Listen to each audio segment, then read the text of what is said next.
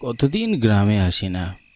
গ্রামের এই ভিজে মাটির গন্ধ, পশু পাখির ডাক, খোলা হাওয়া, শহরে কি আর এসব পাওয়া যায়? কত করে বললাম সকলকে আমার সাথে আসতে, কিন্তু কেউ রাজিই হলো না। বসে আছি সেই সকাল থেকে। এরপর বার দু এক অবশ্যই গাড়ি বদল হয়েছে, কিন্তু গ্রামটা না শহর থেকে অনেক দূরে। যাতায়াত করতে করতে গোটা একটা দিন লেগে গেল।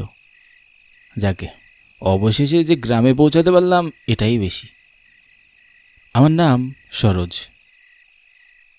বহুদিন পরে গ্রামে এসেছি বেড়াতে, তাও আবার সবার সাথে এক প্রকার যুদ্ধ করে। এত বছরে গ্রামটা খানিকও বদলায়নি, যা দেখেছিলাম সেরকমটাই রয়েছে। এসে পৌঁছাতে পৌঁছাতে বেশ রাত হয়ে গেল, তাই হাতের কাছে কোনো ভ্যান ট্যাক্সিও পাচ্ছি না। অগত্যা হেঁটেই যেতে হবে।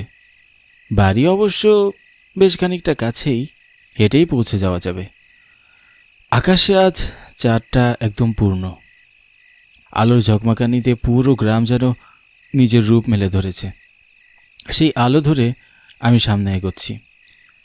আমি যে রাস্তা দিয়ে যাচ্ছি তার পাশ দিয়েই সরু নদী বয়ে গেছে। খানিক দূরে নদীর পাড়ে কে যেন একটা বসে আছে দেখলাম। হুট করে কেউ দেখলে নির্ঘাত ভয়ে উল্টো দিকে দৌড় দিবে। তবে তার চেহারা স্পষ্ট হতেই ভয়টা কেটে গেল। এ যে আমার হরণ দাদা। এই কে ওখানে? কথা বলছেন না কেন? কে বসে আছে ওখানে এই অন্ধকারে? মাছ ধরতে হলে অন্ধকারে চুপচাপ বসে থাকবো না, কি নদীকে নেমে লাফাবো? হ্যাঁ, হতভাগা কোথাকার। কে? হরণ দাদা, তুমি বসে আছো ওখানে? হ্যাঁ রে, আমি। তা একদিন পর কোত্থেকে এলি? আমাদের তো বলেই গেছিস। আরে হরণ দাদা, কি যে বলো না। তোমাদের সবাইকে মনে রেখেছি তবেই না এই গ্রামে এসেছি। কেউ তো আসতেই দিতে যাচ্ছিল না। বাড়ির সবাই কেমন আছে তোর? শুনেছি নতুন বিয়ে করেছিস। হ্যাঁ, আর কি, বাড়ির সবাই ভালোই আছে। তো তুমি এত রাতে এখানে বসে বসে মাছ ধরছো কেন? পাগল ছাগল মানুষের কি কোনো ঠিক আছে রে? যখন যা মন চাই সেটাই করি। দেখ না, কিছুক্ষণ আগেই মনে হলো মাছ ধরতে হবে, অমনি বড়শিখানি কাঁধে তুলে এখানে চলে এলাম। আমি বরং এখন তাহলে বাড়ির দিকে যাই হরদা। বেশি রাত হয়ে গেলে আবার মুশকিলে পড়ে যাব।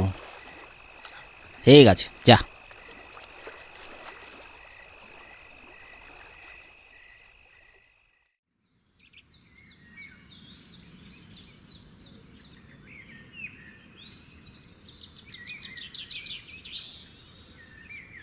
তা এতদিন পরে দেখা হলো বল, তোর তো কোনো খোঁজই পাওয়া যাচ্ছিল না।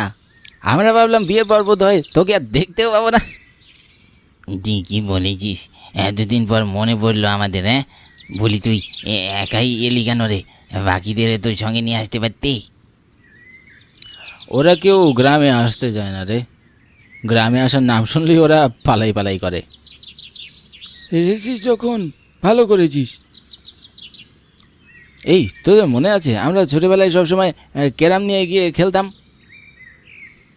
মনে থাকবে না কেন? মনে আছে। কত কষ্ট করে হরণদা সবার কাছ থেকে চাঁদা তুলে এই গ্রাম ঘরটা বানিয়েছিল বল। চল আমরা আজ একবার সেখানে যাই। কতদিন গ্রাম খেলি না। হ্যাঁ, ওই ভূতের বাড়ি যাব? পাগলে পেয়েছে নাকি? ভূতের বাড়ি মানে কি বলছিস কি তুই? তুই এতদিন গ্রামে ছিলি না সরোজ, তাই তুই জানিস না। আমরা কেউ ওদিকে আর যাই না হরণ দাদা মারা যাওয়ার পর। এই থাম থাম, কি বললি? হরণ দাদা মারা যাওয়ার পর মানে? হরণ দা তো মারা গেছে। কি কি পাগলের মতো কথা বলছিস তুই? পাগল হয়ে গেছিস নাকি তোরা? পাগলের প্রলাপ নয়, সত্যি বলছি। হরণদা এই ক্যারাম ঘরের ফ্যানে গলায় দড়ি দিয়েছিল, তারপর থেকে ওই জায়গাটা অভিশপ্ত হয়ে গেছে। সে মারা যাওয়ার পর আমরা অবশ্য কয়েকবার গিয়েছিলাম সেখানে ক্যারাম খেলতে, কিন্তু আমাদের সাথে অনেক উল্টোপাল্টা ঘটনা ঘটে, তাই আমরা অমুখ আর হই না।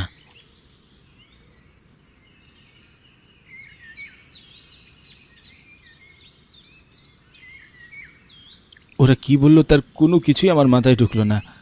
উপরন্তু মাথাটা এলোমেলো করে দিচ্ছে সেই ঘটনাটা, যেটা আমি গ্রামে ঢোকার শুরুতে ঘটেছিল। হরণদাস যদি মারা গিয়ে থাকে তাহলে আমি তখন কার সাথে কথা বলছিলাম? সবাই মিলে আমাকে বোকা বানাচ্ছে না তো? হ্যাঁ, আমি সব ভূত প্রেতে কখনোই বিশ্বাস করি না, আর কুসংস্কার বিশ্বাস করার প্রশ্নই তো আসে না। আমি হাঁটতে হাঁটতে কখন যে হরণদার বাড়ির কাছে পৌঁছে গেলাম।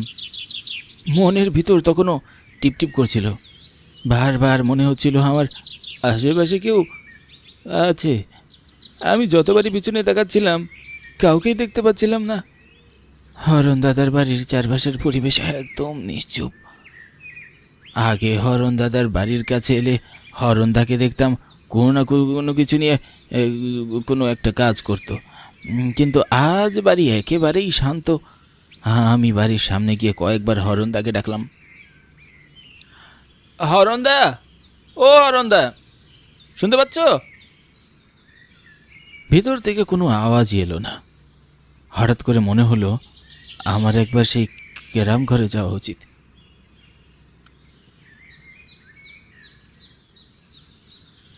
গায়ের সকলে মিলে আমাকে বোকা বানাচ্ছে নির্ঘাত। এতদিন ধরে গায়ে আসেনি, তাই হয়তো সকলে আমাকে বোকা বানিয়ে এটা শোধ নিচ্ছে। এখানে কেউ না থাকলেও নিশ্চয়ই ক্যারাম ঘরে হরণদা ঠিকই আছে। আমি এক কাজ করি, বরং আমি ক্যারাম ঘরে যাই। চারপাশে তখনও প্রায় অন্ধকার নেমে এসেছে। সকল পশু পাখি নিচের বাড়ি ফিরে যাচ্ছে।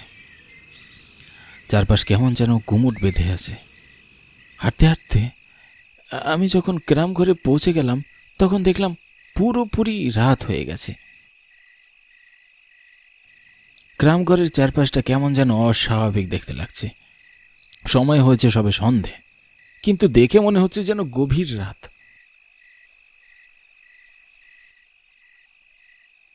দরজায় হাত রাখতেই কুট করে খুলে গেল ক্যারাম ঘরের দরজা। দরজা খুলতেই প্রথমে একটা চাপা গন্ধ নাকে ভেসে আসে। বহু বছর বন্ধ থাকলে ঘরের অবস্থা যেমন থাকে ঠিক তেমন। ঘরের ভিতর ঢুকতেই দেখলাম, তবে আমাকে যে বলল ওরা এখানে ক্যারাম খেলতে আসে না। আমি ঠিকই ধরেছিলাম, নির্ঘাত ব্যাটারা আমাকে বোকা বানানোর চেষ্টা করছে। কিন্তু হরণদা আর তার পাশে একজন হাট্টা কাট্টা গরনের লোক, ওদের দুজনের মধ্যে কিছু একটা নিয়ে বেশ গোলমাল পেকেছে, দেখেই বোঝা যাচ্ছে। নিরুদা, এটা কিন্তু তুমি একদম ঠিক বললে না। আমি কোনোভাবেই হারিনি। নেশা করতে পারি, কিন্তু এখনো নেশা করিনি যে আমি ভুলে যাব। তবে কি তুই আমায় অন্ধ বলছিস? মুখ সামলে কথা বলিস হরণদা। শিগগিরই আমার টাকা বের কর। আমি তো হারিয়েনি খেলায়, তবে কিসের টাকা দেব? হারিসনি মানে? আলবাদ হেরেছিস, এক্ষুনি আমার টাকাতে বলছি। মাথাটা কিন্তু এমনিতেই গরম আছে বলে দিলাম। আমি যখন হারিয়েনি তখন তুই টাকা কি করে পাবি শুনি? আমাকে বাড়ি যেতে দে বলছি। দিবি না টাকা? দিবি না? তবে দাঁড়া, তোকে আমি দেখাচ্ছি, মজা দেখাচ্ছি। আমি দেখলাম ওই লোকটা তর্কের এক পর্যায়ে পাশে থাকা সিগারেটের ব্যাগটা হাতে নিয়ে হামলা করে দিল হরণদার উপর। আমি চোখের সামনে ঠিক দেখছি না ভুল দেখছি বুঝতে পারছি না। হরণদা এক চিৎকার করে মাটিতে লুটিয়ে পড়ল। কলকল করে রক্ত বেরিয়ে যাচ্ছে তার মাথা ফেটে।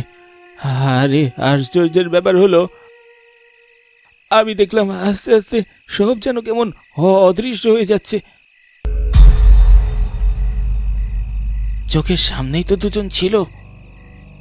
হঠাৎ করে আমার চোখের সামনে ভেসে উঠল এক হাড় হিম করা দৃশ্য।